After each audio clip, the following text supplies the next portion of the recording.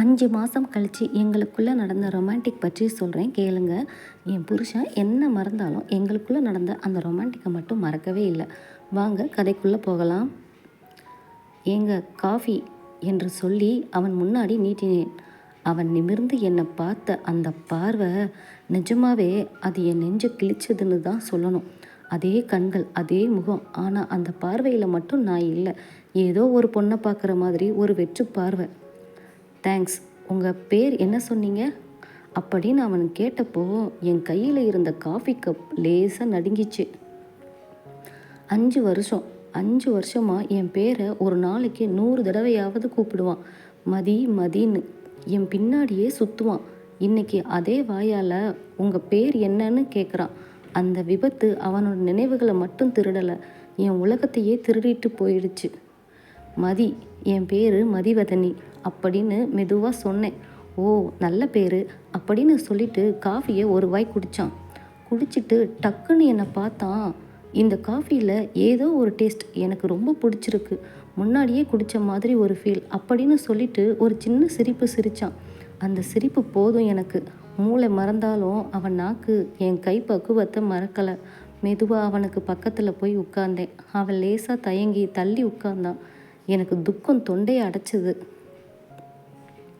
உங்களுக்கு என்ன உண்மையாகவே ஞாபகம் இல்லையா சந்தோஷ் அப்படின்னு கேட்டேன். அவன் காஃபி கப்பை டேபிளில் வச்சுட்டு தலையை குனிஞ்சிக்கிட்டான். சாரி, டாக்டர் சொன்னாங்க நீங்கள் என் ஒய்ஃபுன்னு. ஆனால் என் மைண்டில் ஒரு பிளாங்க் ஸ்க்ரீன் தான் இருக்குது, யாரையுமே அடையாளம் தெரியலை ஆனால் அப்படின்னு இழுத்தான். ஆனால் என்ன? ஆனால் நீங்கள் என் பக்கத்தில் வரும்போது மட்டும் ஏதோ ஒரு இனம் புரியாத நடுக்கம் வருது. பயம் இல்லை, ஒரு மாதிரி சொல்ல தெரியல அப்படின்னு சொல்லிட்டு அவன் கையை தற்செயலாக என் கை மேலே வச்சான். அவன் விரல்கள் என் விரல்களை தொட்ட அந்த நொடி அவன் உடம்புல ஒரு மின்சாரம் பாய்ஞ்சது எனக்கு தெரிஞ்சது. அவன் கண்களில் ஒரு நிமிஷம் ஒரு தேடல் தெரிஞ்சது. இந்த தொடுதல், இது எனக்கு தெரியும் மதி அப்படின்னு அவன் முணுமுணுத்தப்போ என் கண்ணில் இருந்து ஒரு சொட்டு கண்ணீர் அவன் கை மேலே விழுந்துச்சு. அவன் விரல்கள் என் கையை தொட்ட அந்த நொடி என் உடம்புக்குள்ளே ஒரு மின்சாரம் பாய்ஞ்சது போல இருந்துச்சு. அந்த ஸ்பரிசம், இது எத்தனை முறை நான் அனுபவித்த ஒன்று. ஆனால் இன்று அவன் என்னை யாரோ ஒரு பொண்ணாக பார்த்து கொண்டே என்னை தொடுவது ஒரு விசித்திரமான கிளர்ச்சியையும் வலியையும் கொடுத்தது. மதி, ஏன் அலறீங்க என்று மெதுவாக கேட்டுக்கொண்டே அவன் தனது கட்டை விரலால் என் கன்னத்தில் வழிந்த கண்ணீரை துடைத்தான். அவன் விரல் பட்ட இடம் அனலாய் கொதித்தது. 5 மாதங்களுக்கு பிறகு அவன் என்னை முதலாக தொடுகிறான். விபத்துக்கு பிறகு மருத்துவமனை படுக்கையில் ஒரு உயிரற்ற சிலையாக கிடந்தவன் இன்று என் முன்னால் அமர்ந்து என் கண்ணீரை துடைக்கிறான். உங்களை இழந்திருப்பேனோன்னு பயமாக இருந்தது சந்தோஷ் என்று விம்மலோடு சொன்னேன். அவன் அப்படியே உறைந்து போய் என்னையே பார்த்தான். அவன் கண்களில் ஒரு மெல்லிய மயக்கம் தெரிந்தது. எனக்கு தெரியல மதி, என் மூளைக்கு உங்களை யாரென்றே தெரியலை. ஆனால் என் உடம்பு ஏன் இப்படி துடிக்குது? உங்களை சுற்றி இருக்கிற இந்த வாசம், உங்களுடைய இந்த தொடுதல், இது எல்லாமே எனக்கு ரொம்ப பழக்கமானது போல இருக்கு என்று சொல்லிக்கொண்டே அவன் முகம் எனக்கு நெருக்கமாக வந்தது. அவன் மூச்சுக்காற்று என் முகத்தில் பட்டபோது என் இதயம் தாறுமாறாக துடித்தது. சந்தோஷ், நான் உங்களோட மனைவி என்று நான் மெல்லிய குரலில் சொன்னேன். அவன் என் இடது கையை தூக்கி அதில் இருந்த திருமண மோதிரத்தை தடவி பார்த்தான். சாரி மதி, என்னால் எதையும் ரீகால் பண்ண முடியலை. ஆனால் என் இதய சொல்கிறத கேட்கலான்னு தோணுது என்று சொல்லியபடி திடீரென என் இடுப்பில் கை வைத்து என்னை அப்படியே அவனோடு இழுத்து அணைத்து கொண்டான். நான் எதிர்பாராத அந்த திடுக்கிடும் அணைப்பில் அவனது மார்போடு ஒட்டி கொண்டேன். அவனது இதய துடிப்பு என் நெஞ்சில் பலமாக தட்டியது. அவனது கைகள் என் முதுகில் படரத் தொடங்கிய போது ஒரு நீண்ட கால பசி அடங்குவது போல இருந்தது. மதி, உங்களை தொட ஏதோ ஒரு பழைய ஆசை உள்ளுக்குள்ளே கிளம்புது. இது தப்பா என்று அவன் என் காதோரம் கிசுகிசுத்தான். அவன் குரலில் இருந்த அந்த ஏக்கம் என்னை அப்படியே உருக வைத்தது. அவனது இதழ்கள் என் கழுத்தோரம் லேசாக உரசிய போது எனக்குள்ளும் உறங்கி கிடந்த அந்த தீராத தாகம் தலை தூக்கியது. அவன் என்னை மறந்திருக்கலாம், ஆனால் அவன் உடல் என்னை இன்னும் தேடுகிறது என்பது புரிந்தது. அவன் என் முகத்தை தூக்கி என் கண்களை ஆழமாக பார்த்தான். அந்த பார்வையில் இருந்த தீவிரம் என்னை முழுவதுமாக விழுங்கி விடுவது போல இருந்தது. உங்களை எனக்கு தெரியாது, ஆனால் உங்களை எனக்கு ரொம்ப பிடிச்சிருக்கு மதி என்று சொல்லிவிட்டு மெதுவாக என் இதழ்களை நோக்கி தலை சாய்த்தான். அவனது இதழ்கள் என் இதழ்களுக்கு மிக அருகில் வந்தபோது அந்த அறையின் வெப்பம் சட்டென்று அதிகமானது போல இருந்தது. 5 மாதங்களாக தனிமையில் வாடிய என் உடம்பு அவனது நெருக்கத்தில் ஒரு மெல்லிய நடுக்கத்தோடு உருகத் தொடங்கியது. அவன் மூச்சுக்காற்று என் முகத்தில் அனலாய் மோதியது. மதி என்று அவன் என் பெயரை உச்சரித்த விதம் என் காதுகளில் ஒலித்து கொண்டே இருந்தது. நினைவுகள் அழிந்திருக்கலாம், ஆனால் அவனது அந்த ஆழமான குரல் இன்னும் அப்படியேதான் இருக்கிறது. அவன் மெதுவாக என் கீழ் இதழை தன் இதழ்களால் வருடினான். அந்த முதல் தீண்டல் என் முதுகெலும்பில் ஒரு மின்னல் பாய்ந்தது போல இருந்தது. நான் அறியாமலேயே என் கைகள் அவனது கழுத்தை சுற்றி வளைத்து அவனை இன்னும் நெருக்கமாக இழுத்து கொண்டேன். அவனது கைகள் என் முதுகின் வழியே மெல்ல இறங்கி இடுப்பு வளைவில் அழுந்த பதிந்தன. உங்களை முதல் தடவை பார்க்குற மாதிரி இல்லை மதி, ஏதோ ஒரு தீராத தாகம், உங்களை முழுசா எனக்குள்ளே வச்சுக்கணும்னு தோணுது என்று அவன் முணுமுணுத்தபடி என் கழுத்தோரம் முத்தமிட்டான். அவன் இதழ்கள் என் கழுத்தில் பதிந்த ஒவ்வொரு இடமும் தீயாய் கொதித்தது. என் சேலையின் மெல்லிய துணிக்கும் அவனது கரடு முரடான கைகளுக்கும் இடையே ஒரு போர் நடப்பது போல இருந்தது. அவன் கைகள் மெல்ல மேலே ஏறி என் தோள்பட்டை வழியே நழுவிய போது என் சுவாசம் தாறுமாறானது. சந்தோஷ் என்று நான் அவன் மார்பில் சாய்ந்து தேம்பினேன். அது சந்தோஷமா இல்லை வலியா என்று எனக்கே தெரியவில்லை. அவன் என்னை அப்படியே தூக்கி அருகில் இருந்த மெத்தையில் மெதுவாக கிடத்தினான். அவனது கண்கள் என் உடம்பை ஒரு பசியுள்ள மிருகத்தைப் போல வருடின. எனக்கு எதுவுமே ஞாபகம் இல்லை மதி, ஆனால் உன் மேலே இருக்கிற இந்த வாசம், இது என் நரம்புகளில் ஏதோ பண்ணுது என்று சொல்லிக்கொண்டே அவன் என் மேல் படர்ந்தான். அவனது பாரம் என் மேல் விழுந்தபோது நான் முழுமையாக அவனிடம் சரணடைந்தேன். அவனது கைகள் என் கூந்தலுக்குள் நுழைந்து என் தலையை லேசாக பின்னுக்கு தள்ளின. மீண்டும் அவனது இதழ்கள் என் இதழ்களோடு சங்கமித்தன. இம்முறை அது மென்மையாக இல்லை, ஒரு ஆவேசமான ஆழமான முத்தமாக மாறியது. அவன் என்னை முத்தமிடும் ஒவ்வொரு நொடியும் அவனுக்குள் ஏதோ ஒரு ஞாபகம் மின்னி மறைவதை அவன் கண்களில் என்னால் பார்க்க முடிந்தது. அவனது ஸ்பரிசம் அவனது மூளைக்கு எட்டாத ரகசியங்களை அவன் இதயத்திற்கு சொல்லி கொண்டிருந்தது. அவன் என் சட்டையின் பொத்தான்களை மெல்ல தளர்த்திய போது அந்த அறையில் நிலவிய நிசப்தத்தை எங்கள் இருவரின் வேகமான சுவாசங்கள் மட்டுமே கிழித்தன. வெளியே மழை பெய்யத் தொடங்கியிருந்தது. ஆனால் உள்ளே எரியும் காதல் தீயை அணைக்க அந்த மழையாலும் முடியாது என்று தோன்றியது. வெளியே மழை பெய்யும் சத்தம் மெல்ல கேட்டுக்கொண்டிருந்தது. ஆனால் உள்ளே எங்கள் இருவரின் இதய துடிப்பு சத்தம்தான் இடிமுழக்கமாக தெரிந்தது. சந்தோஷ் என் மேல் முழுமையாக படர்ந்திருந்தான். அவனது கைகள் என் இடுப்பை சுற்றி இறுக்கிய போது என் சுவாசமே நின்றுவிடும் போல ஒரு உணர்வு.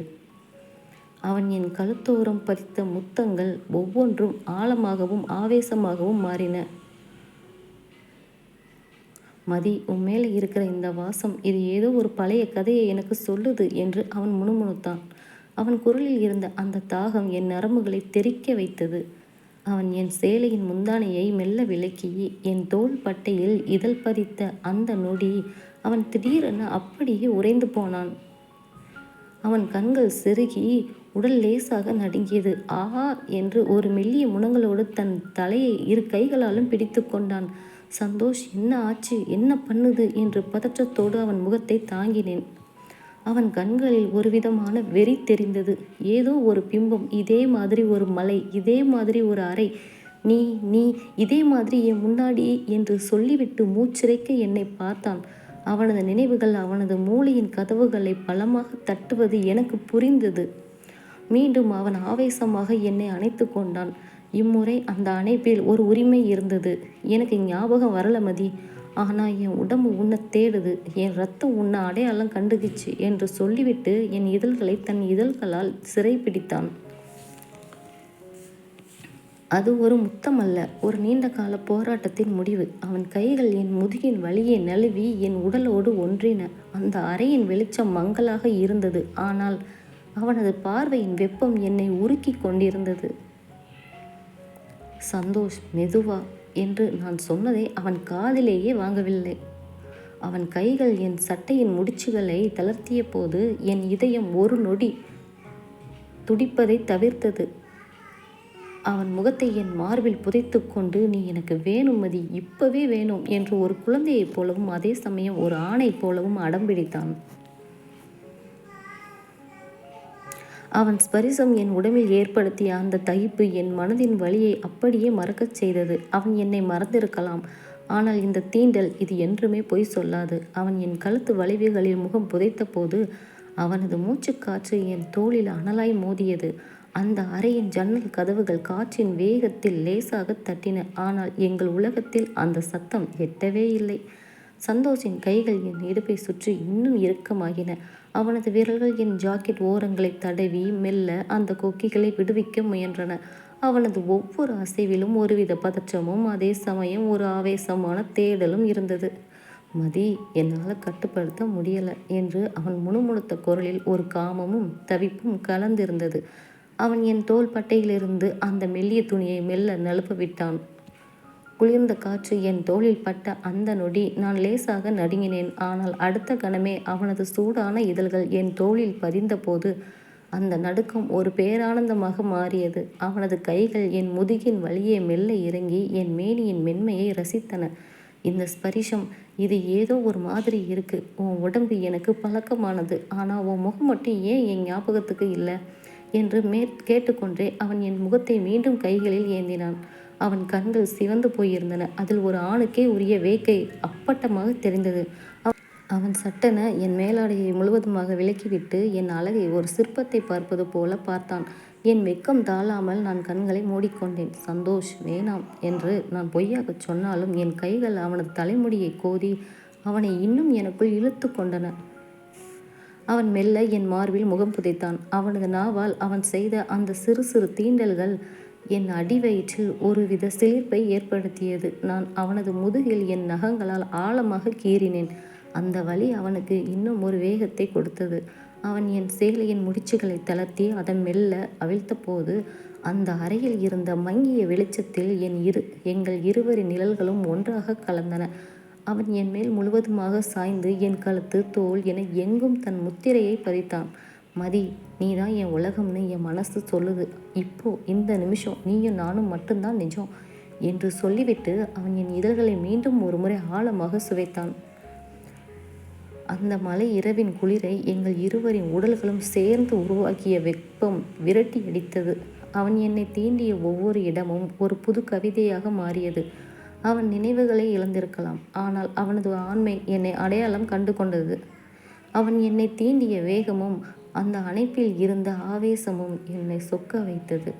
அவன் நினைவுகள் இல்லாத ஒருவன் என்பதை விட என்னை தாகத்தோடு தேடும் ஒரு காதலனாகவே எனக்கு தெரிந்தான். வெளியே இடி முழக்கம் பலமாக இருக்க, உள்ளே சந்தோஷின் மூச்சுக்காற்று என் காதுகளை சுட்டது. அவனது கைகள் என் இடுப்பை வளைத்து என்னை அவனோடு இன்னும் நெருக்கமாக அழுத்தியது. இடையில் இருந்த அந்த மெல்லிய துணி கூட இப்போது எங்களுக்கு ஒரு தடையாக தெரிந்தது. அவன் என் சேலையை முழுவதுமாக அவிழ்த்து அப்புறப்படுத்தினான். அந்த அறையின் மங்கிய ஒளியில் அவன் கண்கள் என் உடலை ஆழமாக வருடின. நீ ரொம்ப அழகா இருக்க மதி. இந்த அழகு எனக்கு மட்டும்தான் சொந்தம்னு ஏதோ ஒன்று உள்ளுக்குள்ள சொல்லுது என்று சொல்லிவிட்டு அவன் என் வயிற்றுப்பகுதியில் தன் இதழ்களை பதித்தான். அவனது சூடான இதழ்கள் என் வயிற்றில் ஊர்ந்து சென்றபோது என் உடல் ஒரு வில்லாக வளைந்தது. என் விரல்கள் அவனது அடர்த்தியான தலைமுடிக்குள் நுழைந்து அவனை இன்னும் ஆழமாக என்னுள் புதைத்து கொண்டன. அவன் மெல்ல மேலே ஏறி என் கழுத்து சந்துகளில் தன் முகத்தை புதைத்து மனம் நுகர்ந்தான். மதி, உன்னோட இந்த வாசனை, இது என்னை என்னமோ பண்ணுது என்று முணுமுணுத்தவன் சட்டென்று என் மார்பின் மேல் இருந்த தடையை விலக்கினான். அடுத்த நொடி அவன் என்னை தன்னுள் ஆட்கொண்ட விதம் ஒரு ஆவேசமான புயலை போல இருந்தது. அவனது கைகள் என் மேனியின் ஒவ்வொரு அங்குலத்தையும் உரிமையோடு வருடின. நான் அவனது முதுகை என் நகங்களால் கீறிய போது அவன் ஒரு மெல்லிய முனங்களோடு என் இதழ்களை சிறைப்பிடித்தான். அவன் என்னை முத்தமிட்ட அந்த ஆழமான தருணத்தில் அவன் கண்களில் சட்டென்று ஒரு மின்னல் தெரிந்தது. மதி, அந்த பீச், அந்த நீல நிறச் சேலை, நீயும் நானும் என்று அவன் ஏதோ ஒரு பழைய பிம்பத்தை பிதற்றினான். ஆனால் அந்த நினைவுகளின் வலியை விட இந்த ஸ்பரிசத்தின் சுகம் அவனுக்கு அதிகமாக தேவைப்பட்டது. மீண்டும் அவன் என்மேல் கவிழ்ந்து தன் முழு பாரத்தையும் என்மேல் இறக்கினான். எங்கள் இருவரின் வியர்வை துளிகளும் ஒன்றாக கலந்தன. அவனது ஆவேசமான தீண்டல்களுக்கு ஈடு கொடுக்க முடியாமல் நான் திணறினேன். அவன் என் காதோரம் வந்து, மதி, எனக்கு எல்லாமே மறந்துடுச்சு, ஆனால் ஒன்று மட்டும் மறக்கவே முடியாது போல என்று மிக நெருக்கமாக கிசுகிசுத்தான். அந்த மலையிரவு எங்கள் இருவரையும் ஒரு புதிய உலகத்திற்கு அழைத்துச் சென்றது. அவன் மூளை மறந்த காதலை அவனது உடல் எனக்கு மீண்டும் நிரூபித்து காட்டியது. ஜன்னல் வழியாக வந்த மெல்லிய சூரிய வெளிச்சம் என் முகத்தில் பட்டபோது தான் நான் கண் விழித்தேன்.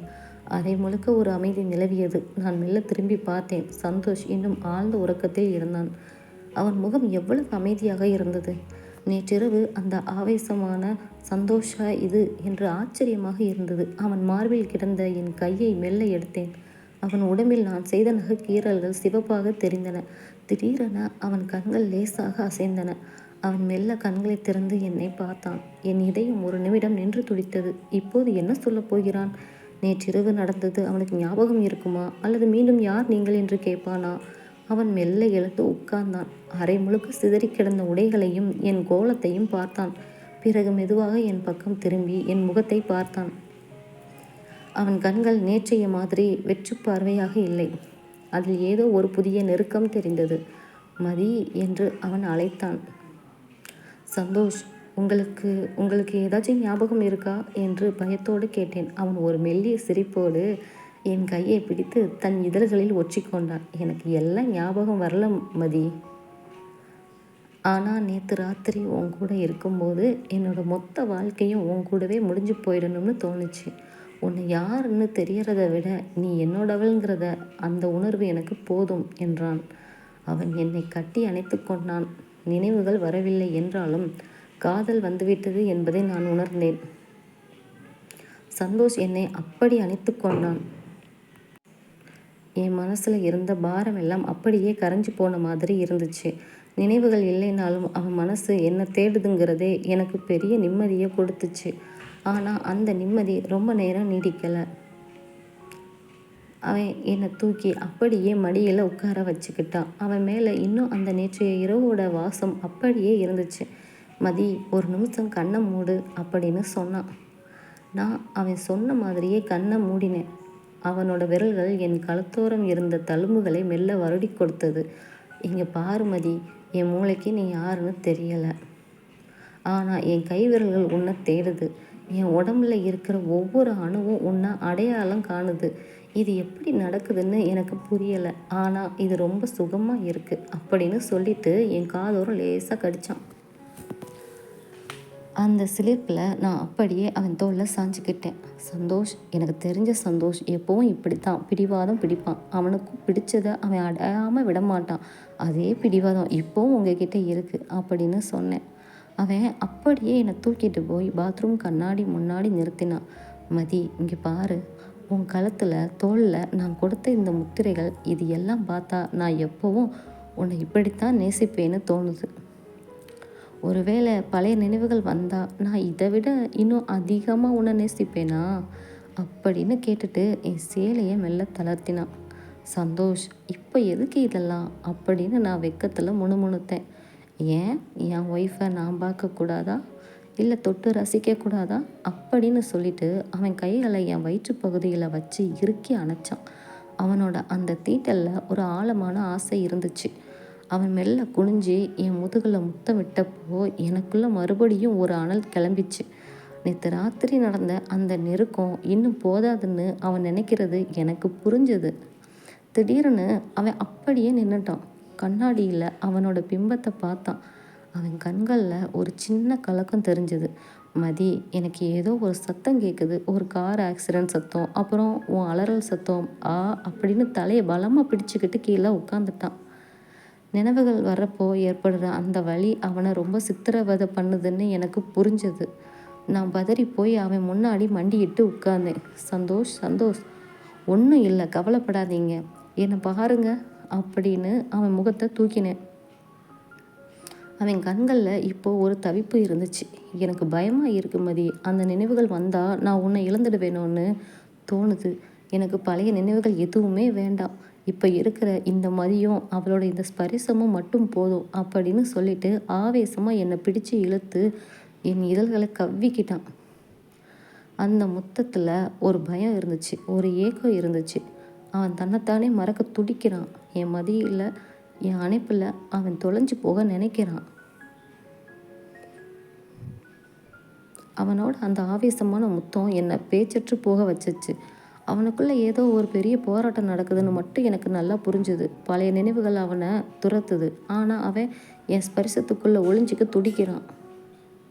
பாத்ரூம் தரை குளிர்ந்து இருக்க எங்கள் 2 பேரோட உடம்பும் அனலாய் கொதிச்சுக்கிட்டு இருந்துச்சு.